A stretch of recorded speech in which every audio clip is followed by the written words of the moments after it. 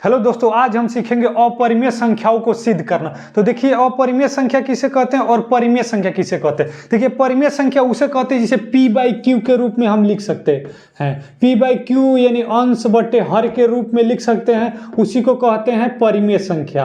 अंश बटे हर के रूप में लिख सकते हैं, उसी को कहते हैं परिमेय संख्या। और क्यू यहाँ पे जीरो नहीं होना चाहिए, इसी को कहते हैं परिमेय संख्या। अपरिमेय संख्या किसे कहते हैं जिसे p बाई क्यू के रूप में यानी अंश बटे हर के रूप में नहीं लिख सकते, उसी को कहते हैं अपरिमेय संख्या। तो ये जो क्वेश्चन है काफी इंपॉर्टेंट है, क्योंकि यदि आप होम एग्जाम दिए होंगे तो उसमें पूछा होगा, और अंसाल पेपर खरीदे होंगे उसमें भी यह देखिएगा तो हर एक सेट में ये पूछा होगा। तो ये आपके बोर्ड एग्जाम के लिए बहुत ही जरूरी है, इसलिए इस वीडियो को लास्ट तक जरूर देखें। आप सीख जाएंगे कि कोई भी संख्या अंडर रूट में हो यानी अपरिमेय संख्या हो, उसको सिद्ध कैसे किया जाता है। तो चलिए वीडियो को शुरू किया जाए। देखिए, लिखेंगे हल। सबसे पहले क्या लिखेंगे? हल।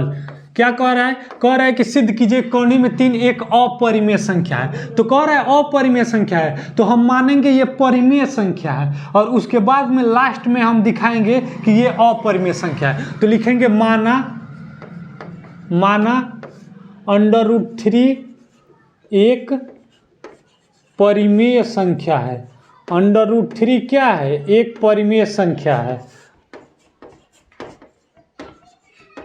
यदि अंडर रूट 3 एक परिमेय संख्या है तो इसको p बाई क्यू के रूप में हम तो लिख ही सकते हैं। तो p बाई क्यू बराबर अंडर रूट 3, ठीक है। और यहाँ पे लिख देंगे p, जहाँ p और q सहभाज्य है,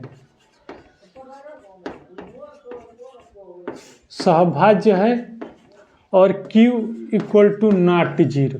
मतलब सहभाज्य संख्या किसे कहते हैं? जो किसी से न कटे, स्वयं से कटे। जैसे 2/3 है, 2/3 है, ये किसी से कटेगा? नहीं कटेगा। ये 2 है तो 2 से कटेगा, 3 है तो 3 ही से कटेगा। तो ये जो p बाई क्यू है इसको ये सहभाज्य है, और q है ये जीरो के बराबर नहीं होना चाहिए। अब हम जानते हैं कि कोई भी संख्या अंडर रूट में हो तो अंडर रूट हटाने के लिए क्या करते हैं? वर्ग करते हैं। तो लिखेंगे दोनों तरफ वर्ग करने पर, क्या लिखेंगे? दोनों तरफ वर्ग करने पर।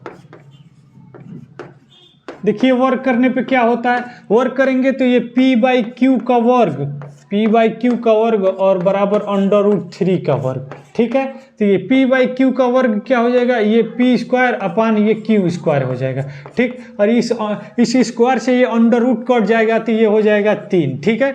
तो अब इसका गुणा इसमें होगा, तो ये p स्क्वायर अपान ये q स्क्वायर है, तो इसको q इंटू क्यू लिख सकते हैं ना, q इंटू क्यू इंटू बराबर 3, ठीक है।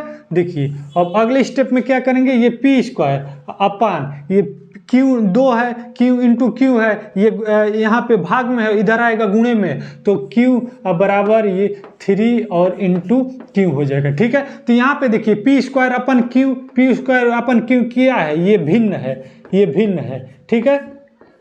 और ये 3 इंटू क्यू क्या है? ये क्या है? ये पूर्णांक है, ये पूर्णांक है, ठीक है। तो कभी भी भिन्न पूर्णांक के बराबर नहीं होता है। कभी भी भिन्न पूर्णांक के बराबर होता है? नहीं होता है। अतः लिखेंगे अतः हमारी कल्पना अत्यंत गलत है।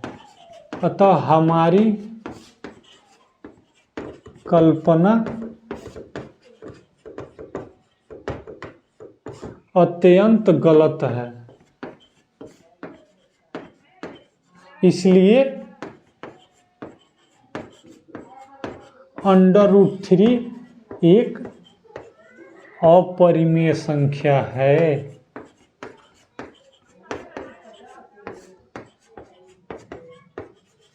ठीक है। यदि आपके बोर्ड एग्जाम में पूछ दिया कि सिद्ध कीजिए कर्णी में 5 एक अपरिमेय संख्या है, तो क्या करेंगे? सबसे पहले कर्णी में 5 को परिमेय संख्या लिखेंगे, परिमेय संख्या, और उसको p बाई क्यू के रूप में लिखेंगे, क्योंकि परिमेय संख्या है तो उसको अंश बटे हर के रूप में लिख सकते हैं ना, लिख सकते हैं। तो उसको p बाई क्यू बराबर अंडर रूट 5 हो जाएगा। दोनों तरफ वर्ग करेंगे, और वर्ग करके इस स्टेप को चलेंगे तो यहाँ पे ये भिन्न आ जाएगा और ये पूर्णांक आ जाएगा। तो कभी भी भिन्न पूर्णांक के बराबर नहीं होता है।